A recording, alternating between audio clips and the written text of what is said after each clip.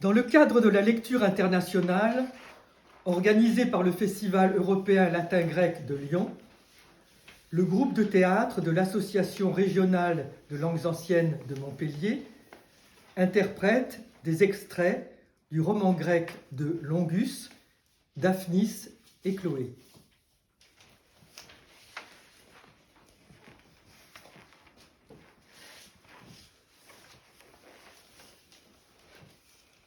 Dans l'île de Lesbos, comme je chassais dans un bois consacré aux nymphes, je vis la plus belle chose que j'ai jamais vue. Une fresque avec une histoire d'amour. Je vis encore bien des choses, et toutes pleines d'amour. Je les trouvais si belles qu'il me prit envie de leur donner une version écrite. En Lesbo, Theron, en Alseinumphon, Tesma Eidon, Kaliston on Eidon, Eikona Graten, Historian Erotos.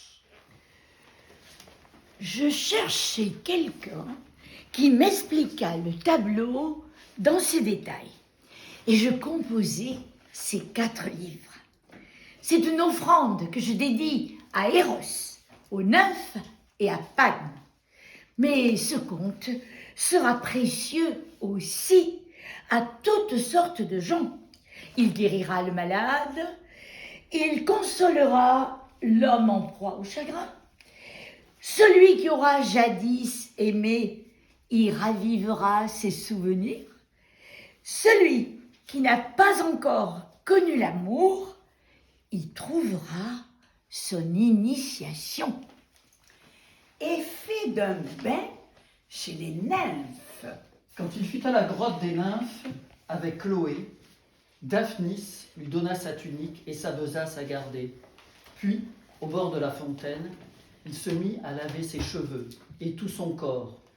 Sa chevelure était noire et abondante, son corps hâlé par le soleil. On eût dit que cette teinte brune venait de l'ombre des cheveux. Chloé regardait Daphnis et le trouvait beau.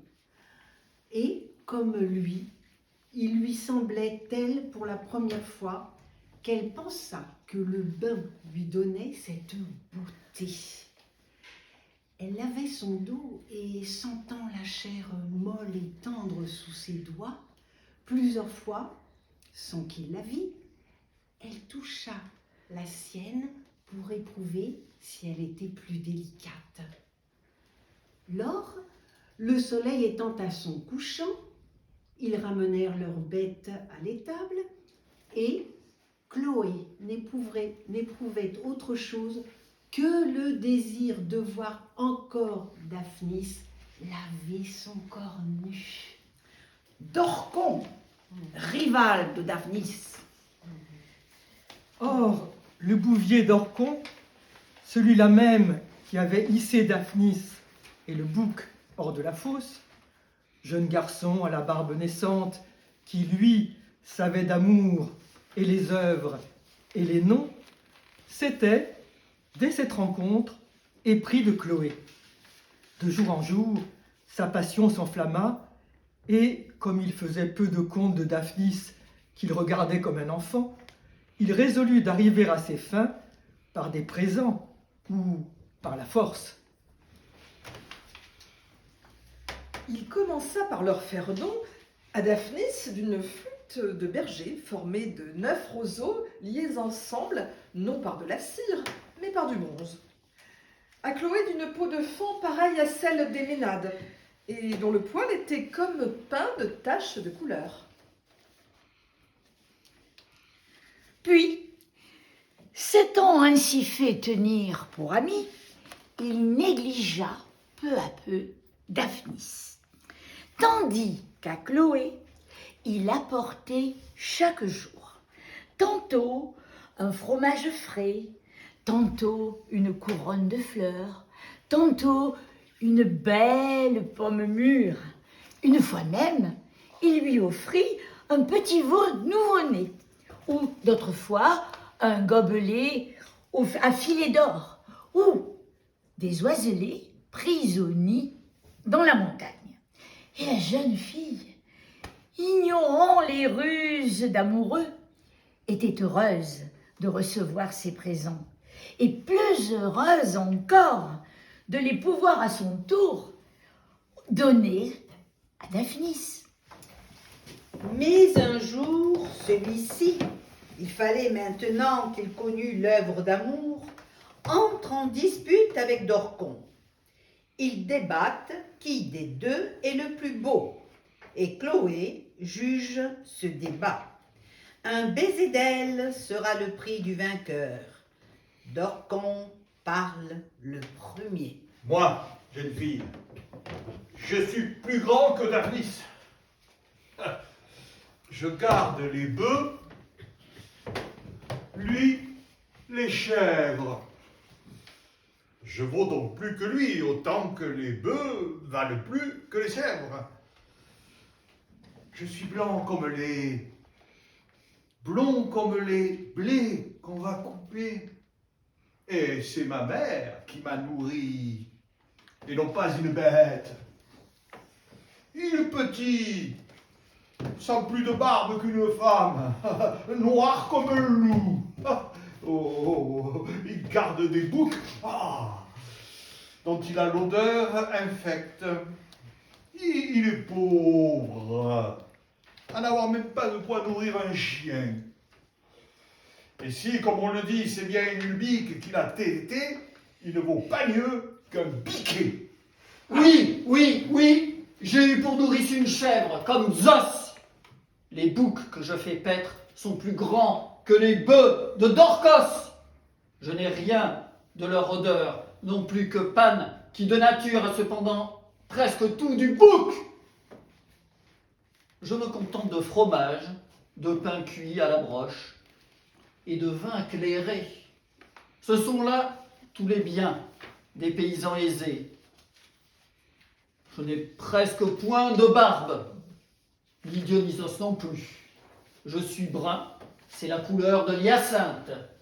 Et pourtant, Dionysos est au-dessus des satyres et plus estimé que les lys. Cet homme est roux comme un renard, son menton allonge une barbe de bouc et il est blanc comme une femme de la ville. Si c'est moi que tu embrasses, Chloé, tu embrasseras ma bouche. Si c'est lui, tu baiseras aussi.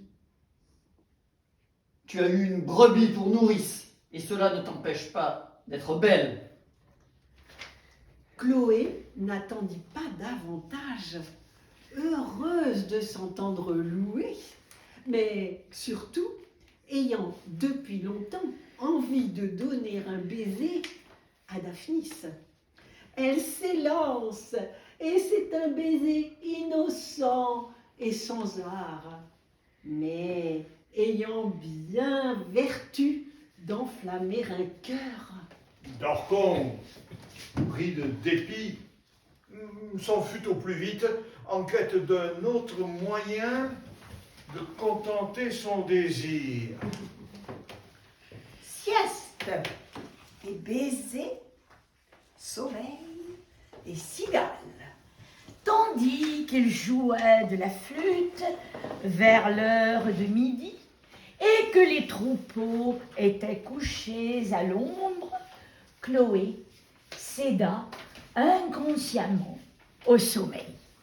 Dès qu'il s'en aperçoit, Daphnis pose là ses pipeaux et la contemple toute insatiablement, car alors il n'a plus de honte.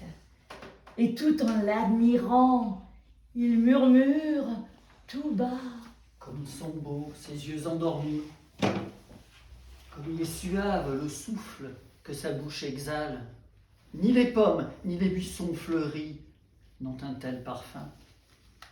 Mais le baiser je n'ose. Son baiser mord le cœur et comme le miel nouveau, fait devenir fou. Et j'ai peur que mon baiser ne la réveille. Cigales jacassières, elles ne me laisseront pas dormir tant elles crient fort. Et ces boucs qui ne se battent à coups de cornes, aux loups, plus couards que des renards.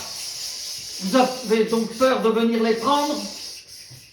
Ainsi parlait Daphnis, quand une cigale, poursuivie par une hirondelle, vint se jeter dans le sein de Chloé. L'hirondelle qui lui donnait la chasse ne put donc la prendre, mais sa poursuite l'amena si près de Chloé qu'elle toucha la joue tendre et douce de la jeune fille. Celle-ci, ne sachant ce qui se passait, s'éveilla en poussant un grand cri. Et voyant l'hirondelle qui volait encore tout près et Daphnis qui riait de sa frayeur, elle cessa d'avoir peur et frotta ses yeux qui avaient encore envie de sommeil.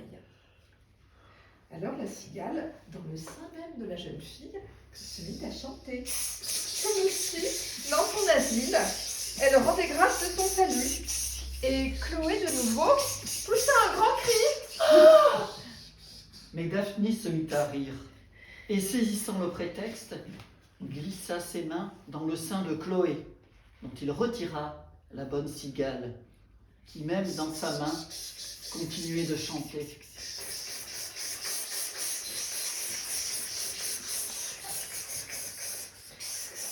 La jeune fille fut bien aise de la voir. Elle la prit, la baisa et la remit toujours babillante en son sein.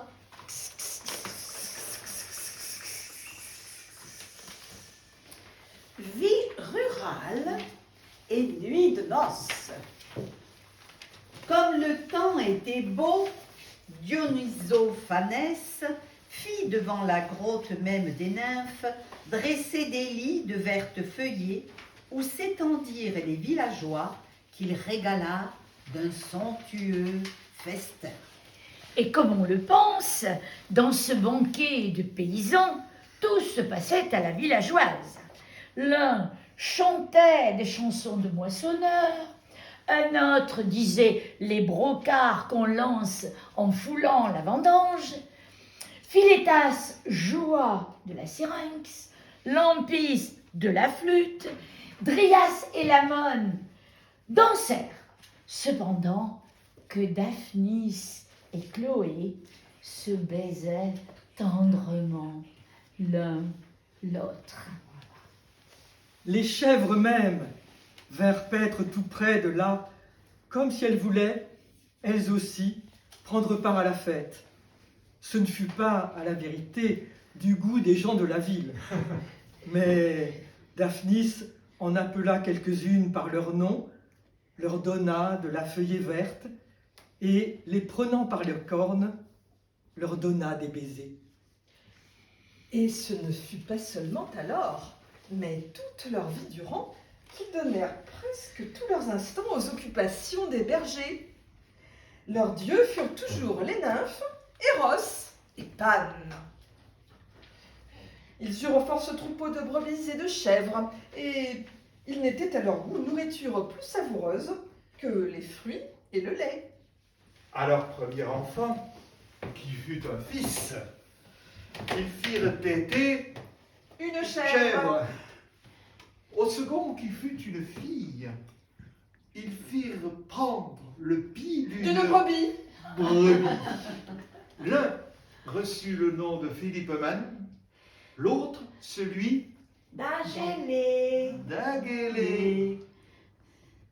C'est ainsi que les coutumes pastorales furent gardées par eux jusqu'à la vieillesse. Ils parèrent la grotte des nymphes, où ils consacrèrent des images et élevèrent un autel d'Eros berger. Ils édifièrent un Pan, dont l'image se dressait en plein air sous le pin.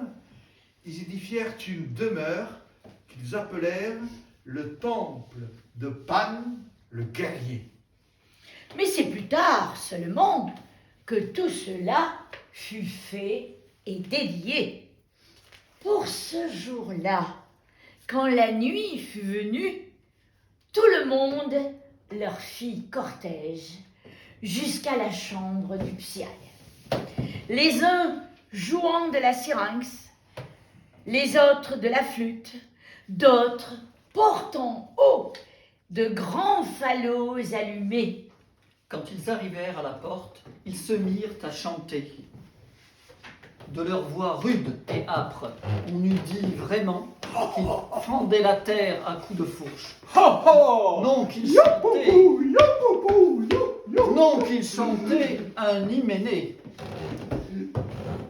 Daphnis et Chloé, s'étant couchés nus en même lit, s'enlacèrent et se baisèrent sans fermer l'œil de toute la nuit, non plus que des chouettes. Et Daphnis fit alors ce que Lycénion lui avait appris. Et Chloé, cette fois, connut bien que ce qu'il faisait auparavant dans le bois n'était que jeu de pastoureau. Daphnis de kai Chloe gnoi sin cataclysentes paerie ballon allelus kai catefilun agrypnes antestes luctors Hossanu de glauques, c'est les chouettes. Kai edraseti Daphnis on oton epaides lucainion. Kai tote Chloe proton emathen ta epites hyles ginomenon en poimenon paidinia.